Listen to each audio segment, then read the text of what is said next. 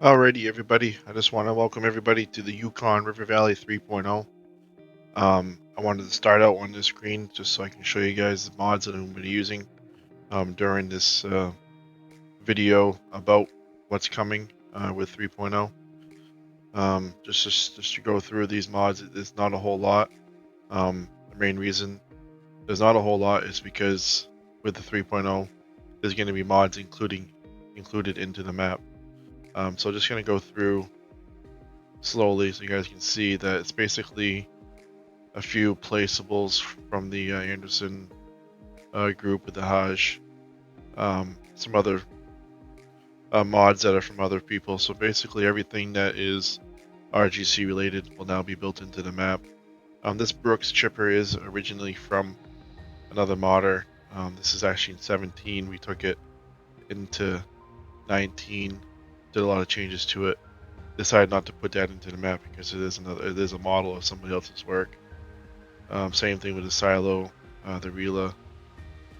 That's basically a mining silo that we converted over from another mod to fit with the map. But so yeah, you can see the basic mods here that we're going to use during the video here.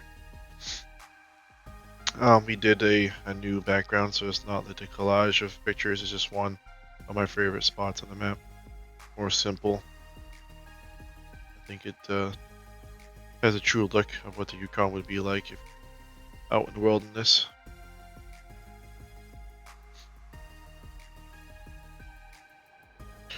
First thing you notice with the 3.0 version, we've changed your starting point. You now start at the John Deere dealership. So you can just walk right over here and start buying your vehicles if you like to start out. We've changed the spawn point of the vehicles to the dealership as well from the port. So you don't have that feel of taking a barge to the mainland. You can still use a barge to transport your vehicles. There's landings throughout to do that.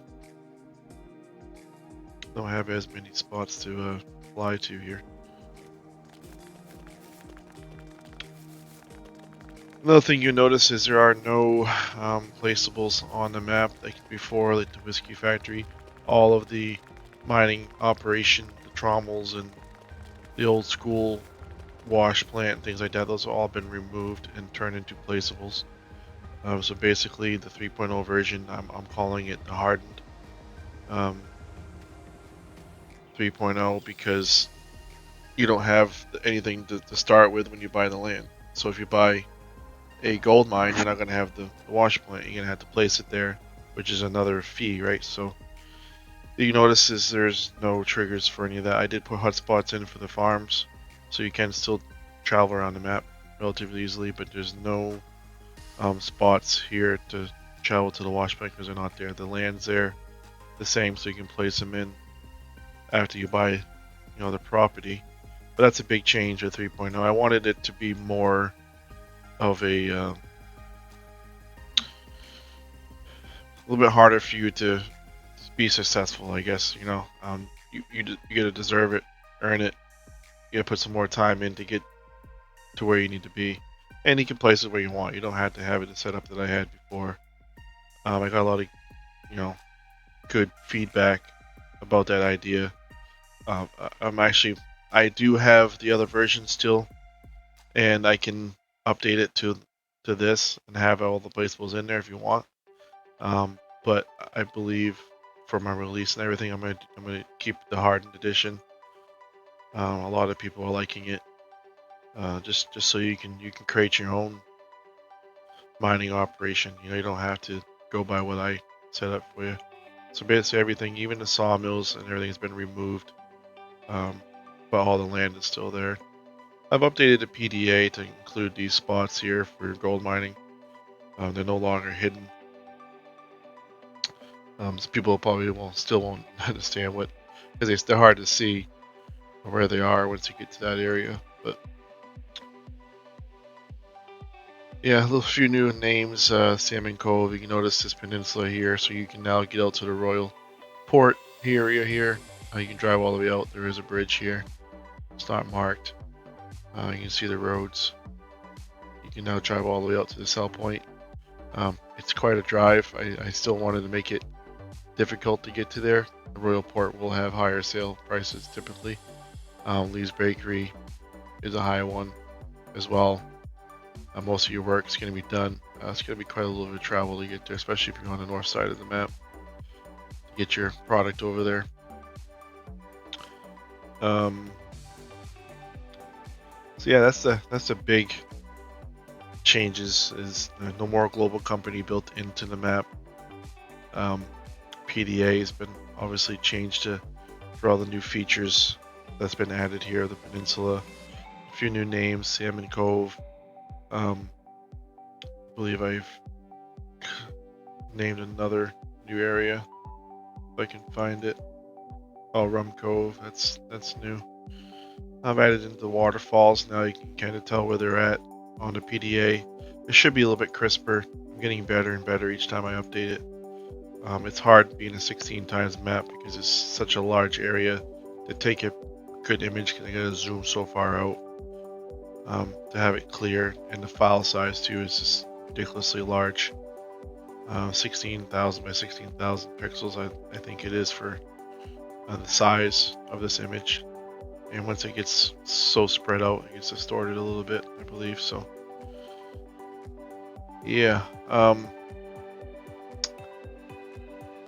Alright, I know there's going to be some things I'm going to miss in this, so some things may come as a surprise as you play. But another big thing is the map now has Multifruit, and we'll go through the new fruit that's been added here. It's all basically at the end. We got carrot, onion, hops, rye, millet, sorghum, spelt, triticale, poppy, tobacco, and hemp. Hemp was a very high demand. Hemp is not used like you would think on the map.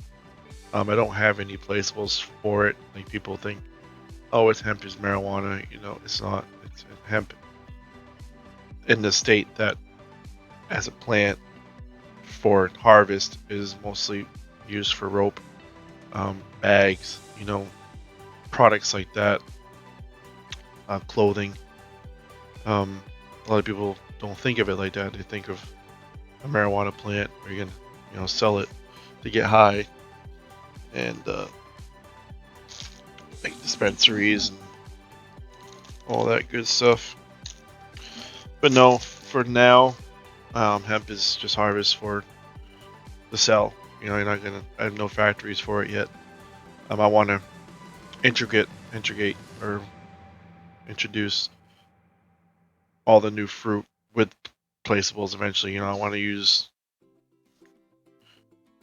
the tobacco maybe to make cigarettes or something. You know what I mean? Just eventually I'm going to work on that to get the placeables for these fruits. But for now, it's all just here to sell. And we'll go to what's built into the map. Like I said, you saw all the mods that we had. If I go to the store, you're still going to see all my farming equipment. Those are all built into the map. You have the John Deere combine, the headers for it, the ideal combine, a little bit bigger capacity, a wider header, a wider, corn header for that 2-seater. So this is all actually part of the map. You don't need these mods separately. Baling, everything has been edited by me. They're in-game mods.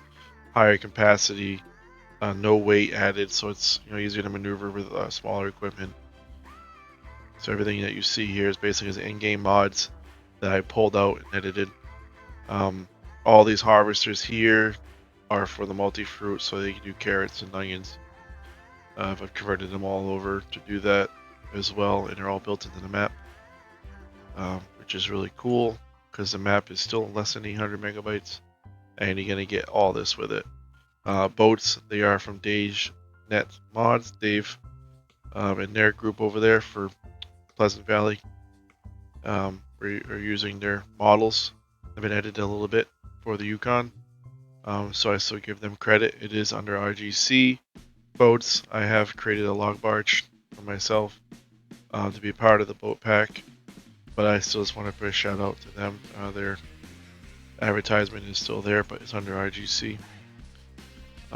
Logging, we have the truck in here and the harvester. The book's chipper, you saw it was a separate mod, but harvester and warrior is part of the map. Mining, yeah, basically just the loader, the 950, the bucket are part of the map. These are separate mods. There are separate modders that made them. I've done a lot of work to the IBM and the Peterbilt to work for the map. The big thing is the placeables. We have a lot of placeables in production here. Everything, again, is built into the map. So you can place your wash plant, both of them, the tailings processor, your gold processor, your smelter, your sluice, your drill sites, everything that was on the original map with all the built-in is now as a placeable. Just gonna go through them. You can read them as you want. I left the advertisement here for the Pallet Factory because it is another modder that's done that.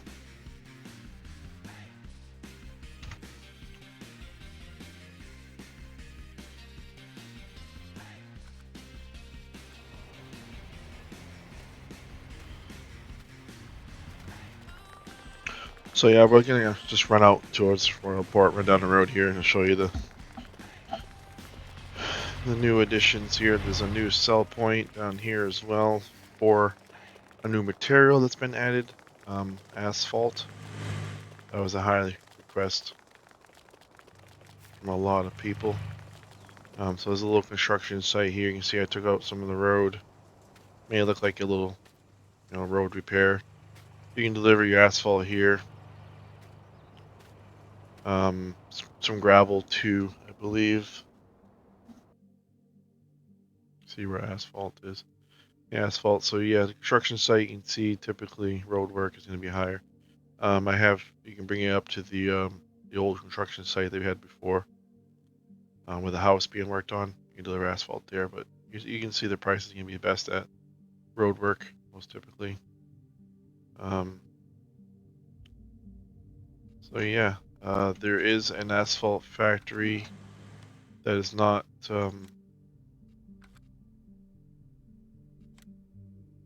done by me. I edited it to change a few of the outputs or the inputs. It's gonna be gravel, tailings, and crude oil. So you do need to get your pipelines or your crude production going in order to run an asphalt factory. This diesel production is also another mod. I've changed it a little bit to take some of the things that are in the map to produce your diesel. It's biodiesel basically, but you can produce diesel using the crude oil refinery right here to do the diesel. So yeah, that's just basically in a nutshell what 3.0 is about. Editing and all the multi-fruit, changing up the map so it's all included. The mods and everything are all included in one package deal, so you don't have to download multiple mods. That's a big deal. There are some terrain changes here and there, nothing crazy. Obviously, this new peninsula here is a big one. I've done some edits in 2.4 that I've updated. Some of you guys may not have them. The terrain, I've added in a bridge that goes across the railroad tracks over on the northwest side of the map there, just so you can cross another way to cross the Yukon. You can see I've added in some houses here to kind of, spruce it up a little bit. But there's no sell points there, it's just all for looks. This is kind of a low bridge here, so you're not going to be taking your ships underneath you. You can take the barge underneath with equipment on. It is high enough for that, but if you want to take your crude oil ship through there, you won't make it.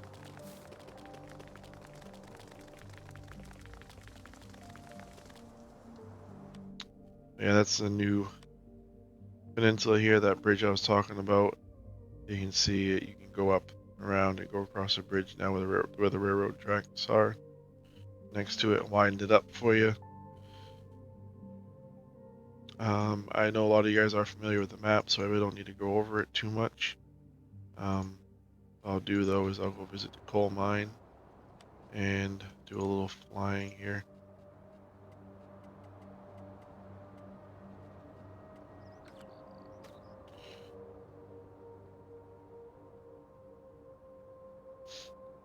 You can see how empty it is over here in the gold fields without any of the trommels, but you now can place them where you want and do your gold mining as you could set fit, which I feel a lot better about. Obviously, there's a lot of work I put into adding everything into the map. It kind of fits better that way, but now you can feel like you're coming into an empty, abandoned Yukon and build your own. I believe people are going to have a lot more satisfaction doing that way. I've actually am going to be working on turning these into placeables as well, so I will remove those eventually, I think. I probably should do it before the release. I just totally forgot about it. A lot of people have requested that. These are from another map as well. I believe they are in-game, just colors and stuff somebody's already changed. But yeah, and there's nothing here now, so it's up to you what you want to do, what plot of land you want to buy. The Yukon is set up for multiplayer mostly. There's a lot of duplicate areas that multiple players can, own separate farms if they want to start out with a farm. Or like always, there's plenty of land to clear trees and start your own farm there. So that's great for multiplayer. Plenty of dirt areas for pay dirt just to do gold mining. There's plenty of plots with separate land that you can buy to do gold mining here, like they do in the Yukon. We have some smaller areas here. There's 3 different pieces of property you can buy here to do gold mining on with wash plant with plenty of dirt. Same thing with dirt processing. Is a huge pit here, huge pit there, dirt pit, a huge pit there, and we got some dirt here on the ridge, and plenty of some dirt. And all the dirt processing sites will now have lime access as well. You got lime there, you got lime up here. So it's same thing with coal. You got coal on each side of this land now. So you have 1, 2, 3 different properties you can buy for coal. Basically, I'm saying to set up for multiplayer, you don't all have to share one type of material. You have multiple properties you can buy that have it. If you have more than 3 or 4 players, sometimes you may have to share some things. The coal is the number one thing that people share typically. Whoever owns it can sell it, or you can even just buy the coal into your factories once you place them as well. So it costs you a little extra, but you're still going to make profit by buying the coal, especially steel. You're not using a whole lot of coal to produce the steel. So yeah, just a quick little video going over 3.0. Again, the biggest thing is adding in the Multifruit, updating the PDA, and integrating all the placeables that are in the map as actual placeables that you can place now, not built into the map. Those are the biggest thing when it comes to 3.0. There's a few changes to the map. There's a few changes to the prices as well. You notice the land is going to be slightly more expensive to buy. Made it slightly harder on certain things. That did make things a little easier. The fruit prices and your wheat, grains, and things like that are going to be a little bit higher. Gold and dirt prices are going to be maybe slightly lower. Not very noticeable at all. It's just more of a balancing on my part, because I want the farmers to be able to keep up with the mining operations. We did some testing on our server, and I've just been doing farming, and it's been very, very lucrative to sell as I'm going. Before you'd have to wait for a crazy spike in the prices, but you can just pretty much sell as you go and make really good money and keep up with the mining operation. Seasons a lot different. Obviously, you got to wait for whole seasons, so it's not obviously as balanced with seasons if you are using seasons. Mining is you gotta make money a lot quicker because you can basically process your dirt per minute versus per season when it comes to your crop. On normal, without seasons for your crop growth, you're talking like a 24 to 36 hour period for most crops to go full cycle. So, you can keep up with the mining that way.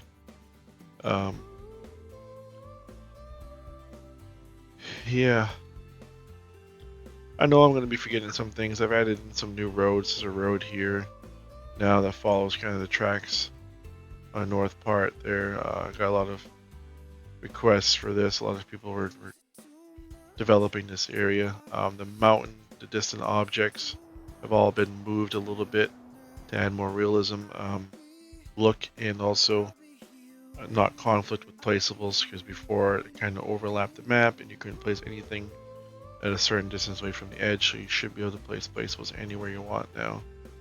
I know I'm going to think of more things, but there's a lot of cosmetic things that you'll probably never notice, or you may, which is great. With it, I wish I could spend more time for details. It's been quite crazy for me with working, family, and kids.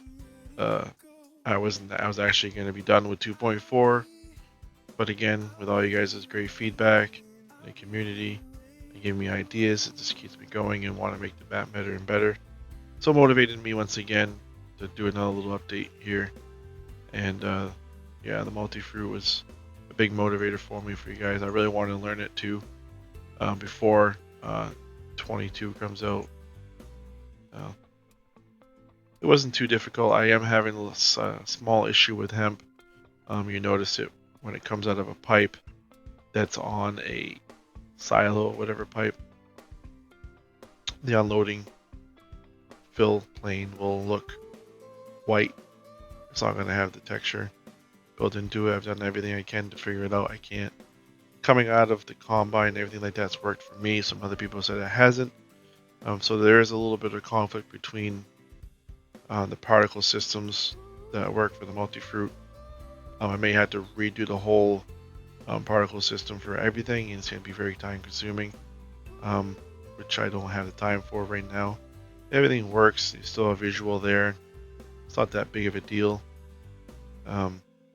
So I'm going to leave it for now until I can find that extra half a day or whatever it takes to kind of go in there and make sure I figure it out. But yeah, I think I'm going to end this video right here. I want to just thank everybody. I want to thank all the patrons that help support the community. We have 30 patrons at this moment, which is awesome. Can't thank you guys enough. It keeps me motivated to keep going with these maps. There's going to be 50 built-in mods into the map now, and all that work and effort is it's from the community. It's for you guys. I really appreciate it. Keep up with the comments, good or bad. I want you guys' feedback on this. I mean, what am I doing right? What am I doing wrong? Don't be afraid. That's how I learn, is from the negative and letting me know when I'm making mistakes. I'm doing this all by myself when it comes to working on a map.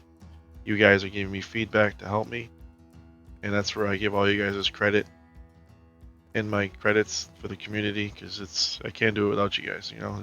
I can't test everything and figure out all the issues in a timely manner that I have been. So yeah, again, thank you guys, and yeah, peace.